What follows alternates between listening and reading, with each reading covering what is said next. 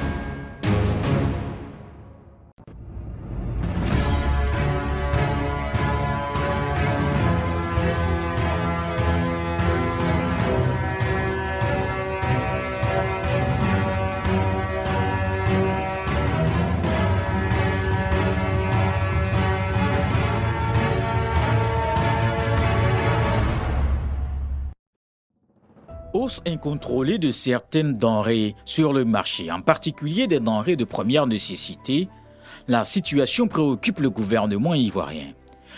Face donc au cri de cœur des populations auxquelles le gouvernement est sensible, il était important pour le département dont j'ai la charge de rencontrer la presse pour informer les populations sur la réalité de la situation. Mesdames et messieurs, il convient d'indiquer que ces augmentations de prix constatées ne sont pas spécifiques ni particulières à la Côte d'Ivoire. En effet, partout dans le monde, avec la reprise économique caractérisée par une reprise de la demande beaucoup plus forte que prévu, après une année 2020 marquée par la pandémie de la Covid-19 et les tensions sur les matières premières, l'inflation reprend. Pour ce qui concerne la Côte d'Ivoire, notre pays, les évolutions des prix des produits de première nécessité ont été globalement maîtrisées.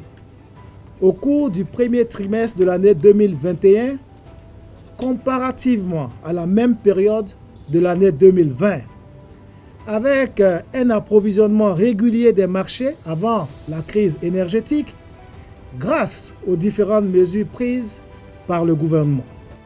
Conscient des difficultés que rencontrent les populations, le chef du gouvernement tape du poing sur la table lors d'une réunion avec les différents acteurs de la chaîne de valeur des produits de grande consommation, le secteur privé, pour trouver une solution durable à la flambée des prix.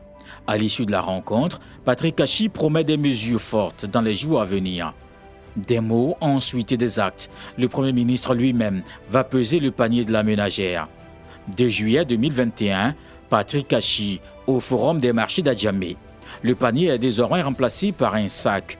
Il pèse de moins en moins. On a vu un certain nombre de vendeurs, comme vous l'avez vu. On a écouté également des femmes qui sont venues faire le marché, qui nous ont dit leurs sentiments, leurs perceptions.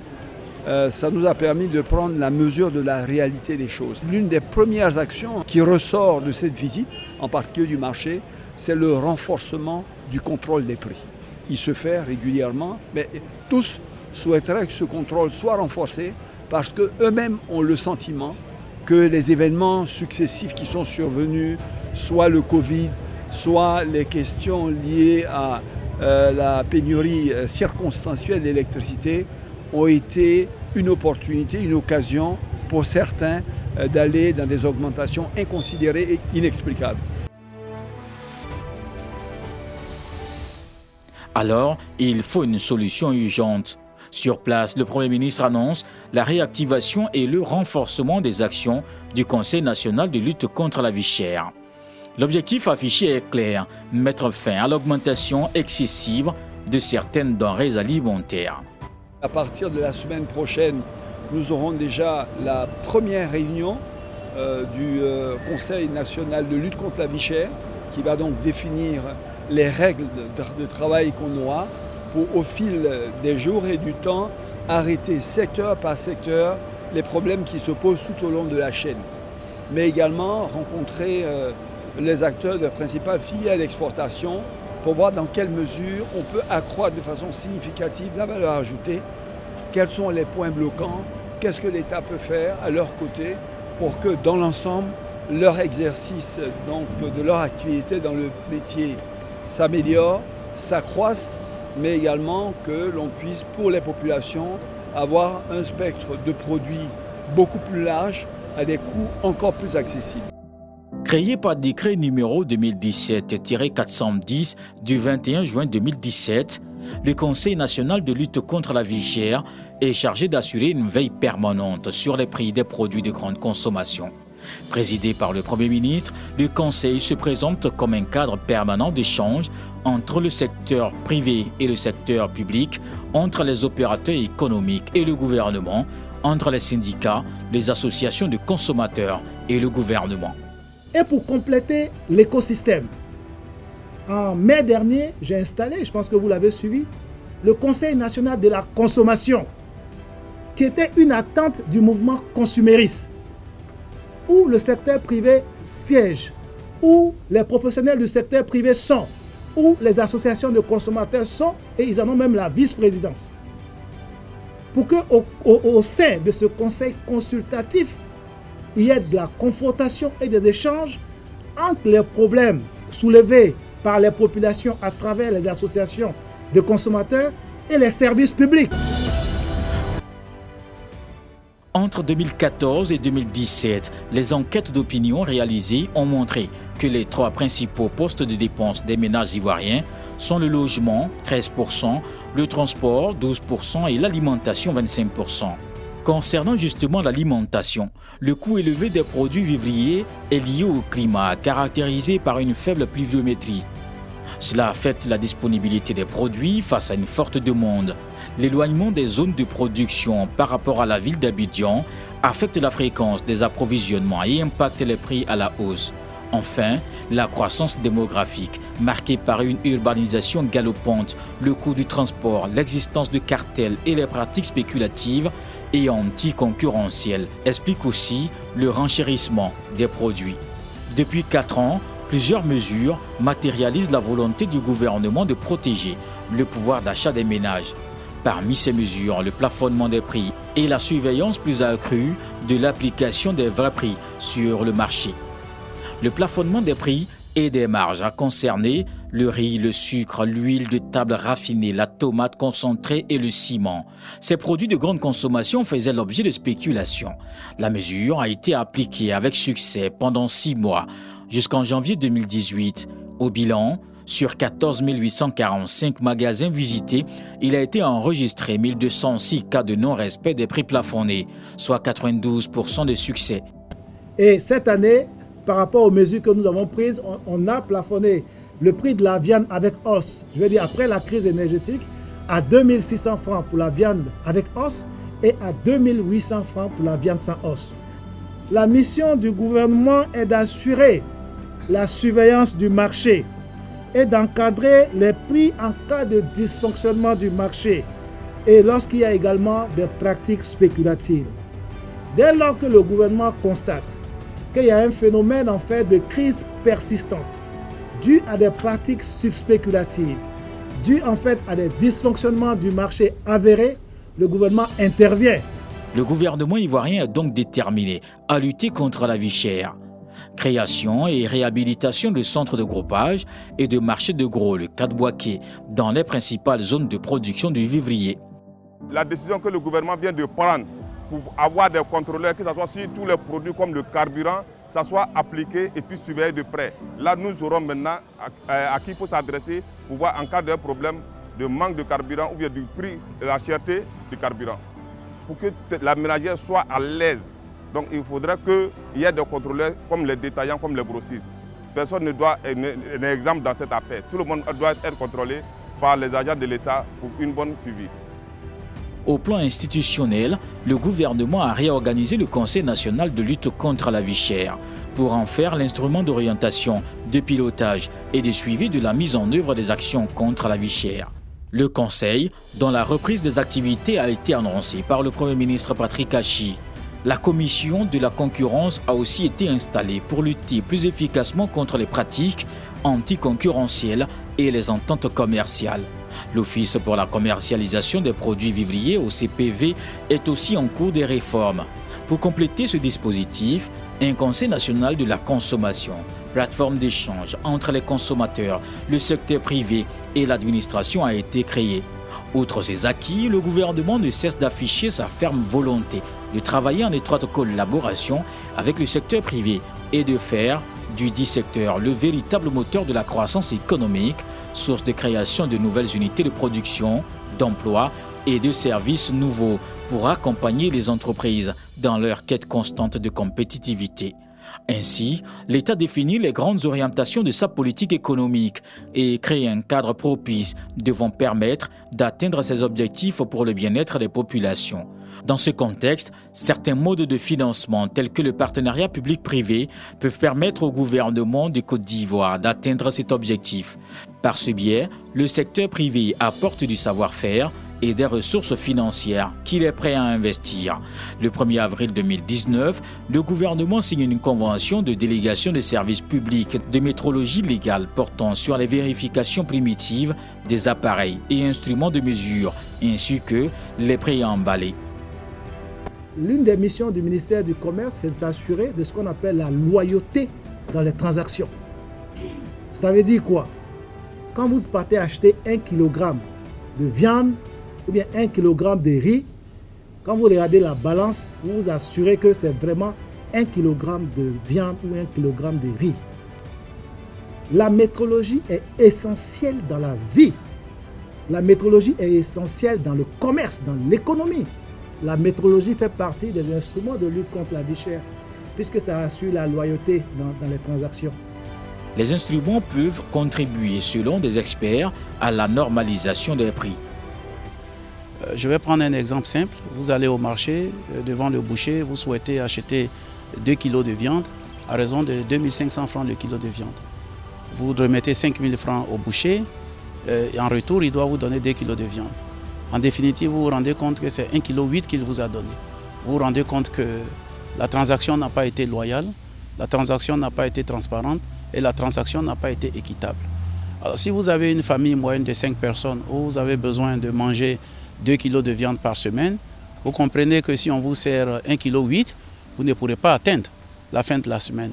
C'est la raison pour laquelle le contrôle des instruments de mesure est assez important parce qu'il a un impact réel sur le pouvoir d'achat de la population. Ça veut dire quoi? Ça veut dire que si vous avez un budget que vous avez alloué pour, par exemple, acheter du carburant pour le mois et que la quantité de carburant ne vous est pas servie, il va de soi que votre budget va tourner 2 fois plus vite que vous ne le pensez. Si vous avez un budget pour construire une maison, que la quantité de ciment contenue dans le paquet de ciment n'est pas les 50 kg, vous comprenez que vous mettrez beaucoup d'argent pour avoir une quantité de ciment qui vous permettra, ainsi de suite, ainsi de suite. Donc, il appartient aux populations de s'assurer que les instruments de mesure qui sont utilisés sont des instruments qui sont conformes et qui débitent les bonnes quantités.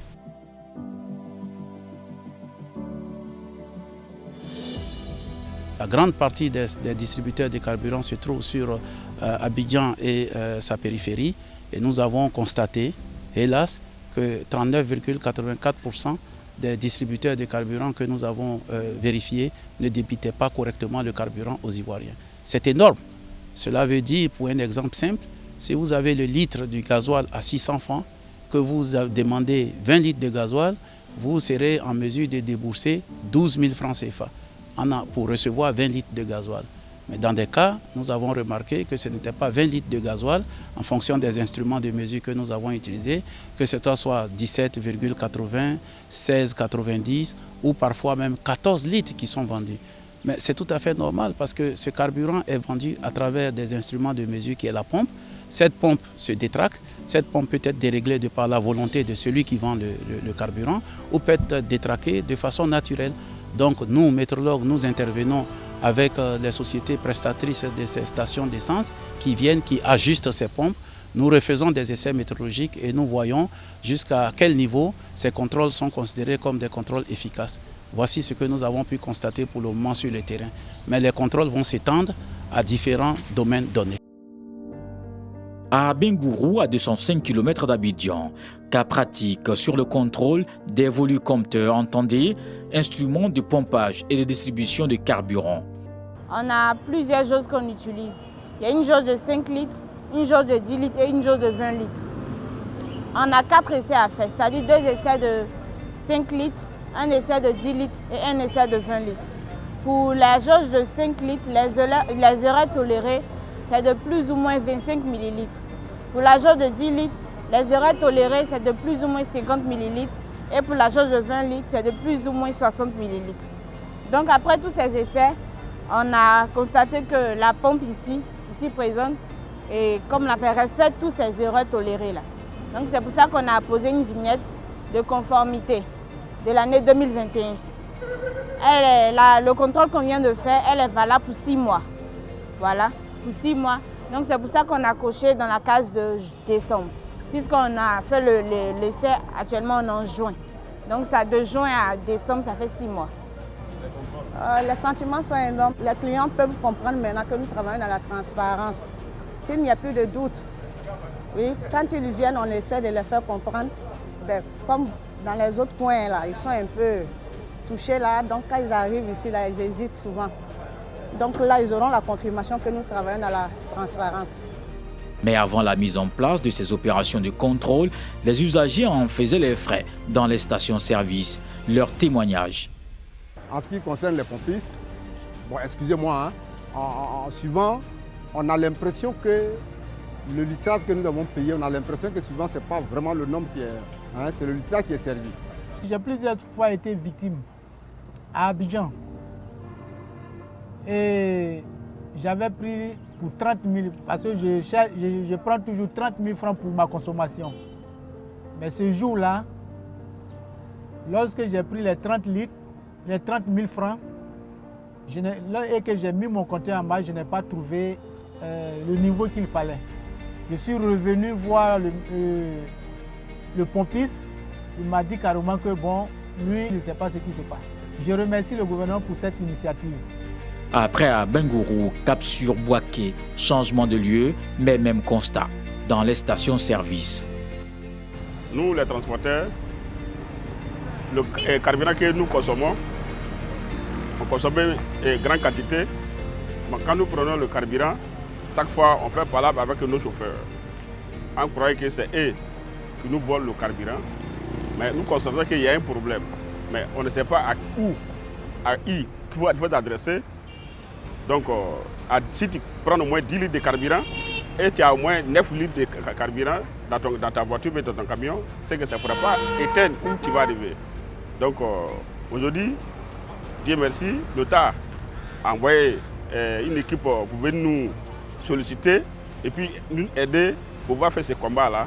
Donc, on consomme à peu près au moins 300 litres à aller à Abidjan, c'est déjà beaucoup. Si tu paies 1 litre par 300 litres, c'est déjà beaucoup. Aujourd'hui, Dieu merci, comme il y a une structure, l'État a envoyé pour venir nous aider. Je remercie vraiment le gouvernement, vraiment de voir nous contrôler toujours et contrôler les stations pour que ce qu'on perd, on puisse récupérer.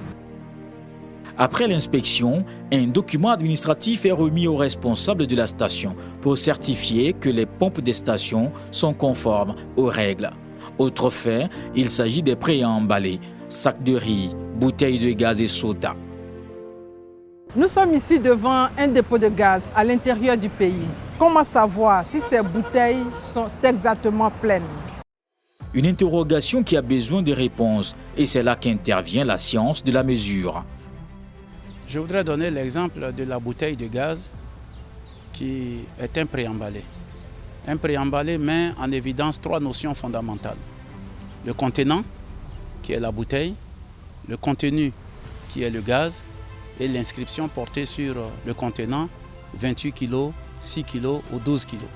Cette quantité de gaz est vendue à un prix donné. Malheureusement, cette quantité de gaz n'a été embouteillée hors de la vue du consommateur. Donc le consommateur arrive dans une station d'essence ou dans un lieu de vente d'un dépôt de bouteilles de gaz et demande à acquérir les 28 kg de gaz. On lui donne une bouteille. Quelle est l'assurance que vous avez que cette bouteille contient effectivement les 28 kg? Il y a lieu donc de faire un contrôle au moment où on embouteille ce gaz-là pour s'assurer que la quantité que la société qui distribue ce gaz, que la quantité exacte a été mise à l'intérieur de la bouteille. Sans cette vérification, les populations sont laissées à elles-mêmes. Elles ne savent pas à quel sein se vouer. Le rôle de la métrologie, c'est de s'assurer que l'instrument qui a servi à vérifier la quantité exacte mise dans la bouteille de gaz est un instrument qui est conforme aux caractéristiques qui lui ont été édictées par son fabricant.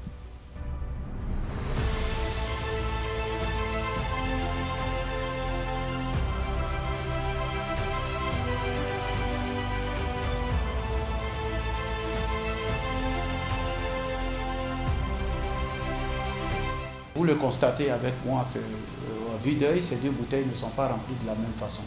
Si nous considérons la bouteille la moins remplie comme étant la bouteille qui respecte la norme, cela veut dire que la bouteille la plus remplie est une bouteille où le fabricant perd de la quantité de marchandises. Vous voyez bien que ce n'est pas la même quantité qui est vendue.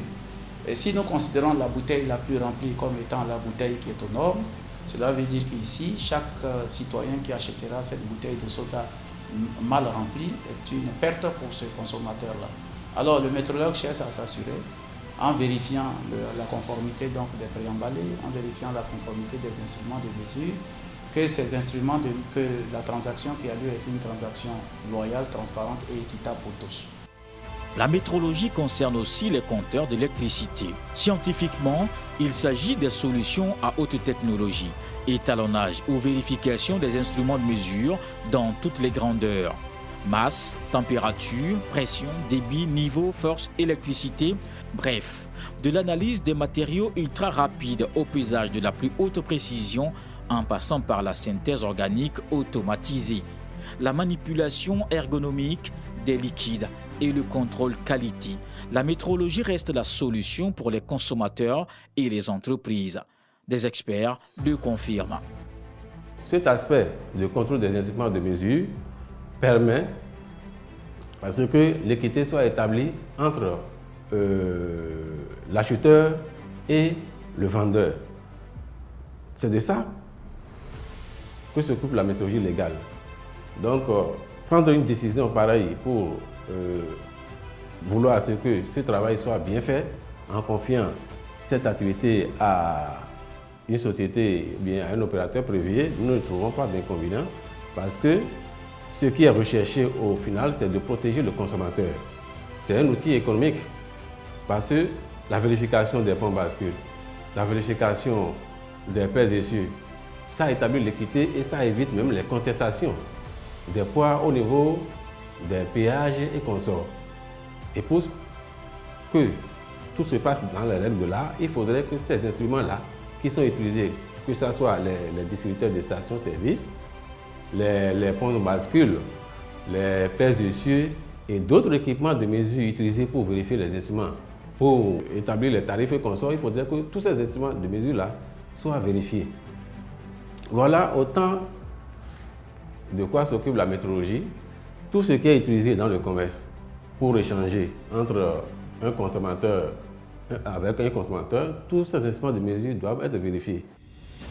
Contrôler les appareils et instruments de mesure soumis à la réglementation de l'État avec les valeurs d'égalité, de continuité, de mutabilité, d'accessibilité, de neutralité, de transparence, de confiance et de fiabilité, gage de succès de tout service public de qualité. Les transporteurs saluent la démarche du gouvernement. Les questions liées à la conformité des instruments de mesure en Côte d'Ivoire sont des questions très importantes pour tout le monde, mais aussi et surtout pour les acteurs du secteur du transport. Quand on sait que pour le chargement d'un véhicule, il nous faut nécessairement avoir le point de vue des bascules pour charger les camions. Pour ce qui est le pesage des camions, il nous faut nécessairement le résultat des pesages qui émanent des pompes bascules. Et pour ce qui est donc le carburant que nous utilisons, il faut aussi que les pompes répondent à un certain niveau de conformité pour que nous soyons sûrs que les litrages qui sont consommés par les transporteurs sont conformes à l'argent qui a été payé. Alors lorsque une opération est montée pour qu'on puisse s'assurer que ces instruments de mesure là sont conformes aux réglementations, pour le transporteur que nous sommes, nous disons que c'est une très bonne chose. Dans la mesure où aujourd'hui le gouvernement, à travers donc la vision du président de la République, est en train de lutter contre les questions de la cherté de la vie. Que ce soit la conformité des pompes pour les carburants, que ce soit la conformité des bascules dans le cadre du chargement des camions, que ce soit la conformité des pompes bascules dans le cadre donc, du pesage des camions chargés, ce sont des opérations qui sont pour nous extrêmement importantes. C'est pour cela que les transporteurs voient d'un très bon œil ces opérations de contrôle des instruments de mesure qui pourront très certainement venir mettre un frein à tout ce qui est anomalie et qui débouche quelque part sur la cherté de la vie. En fait, l'opération permet aux opérateurs économiques de livrer la quantité exacte du produit acheté au juste prix avec des instruments de mesure qui respectent les normes recommandées par l'État afin de contribuer à la lutte contre la vie chère pour le bien-être des populations. Dans les tout prochains jours, des actions urgentes seront lancées pour amener les prix à des niveaux raisonnables et compatibles avec le pouvoir d'achat des populations. Le gouvernement ayant renforcé son dispositif de lutte contre la vie chère. Et vous l'avez bien deviné, ce numéro de votre magazine La Côte d'Ivoire en marche était consacré aux mesures prises par le gouvernement ivoirien pour lutter contre la vie chère. Merci à vous de nous avoir suivis. Cette émission a été réalisée par Cissé Images.